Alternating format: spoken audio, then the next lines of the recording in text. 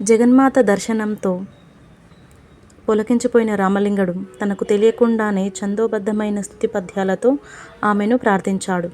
అక్షర జ్ఞానం లేని అతడి నోటి వెంట అక్షరాలు ముత్యాల జల్లులుగా పొంగిపొర్లాయి. జగన్మాత మహిమ ప్రభావంతోనే ఇదంతా జరిగిందని గ్రహించిన అతడు తన్మయత్వంతో మురిసిపోయాడు. చూడు నాయనా, నీ భక్తికి సంతోషించాను. నీకు కావలసిన వరం ఇస్తాను. ఏది కావాలో కోరుకో అంటూ అన్నీ తెలిసినా ఏమీ తెలియనట్లు నటిస్తూ రామలింగుడిని అడిగింది జగన్మాత. ఏమిస్తావు తల్లి? అన్నీ నీకు తెలుసు కదా. నీ బిడ్డకు కావాల్సింది నువ్వే ఇవ్వు తల్లి అంటూ నిర్ణయాన్ని ఆమెకే వదిలివేశాడు. చూడు నాయనా, కుడి చేతి గిన్నెలో ఉన్న పాయసం విద్యాలక్ష్మి, ఎడమ చేతి గిన్నెలో ఉన్న పాయసం ధనలక్ష్మి.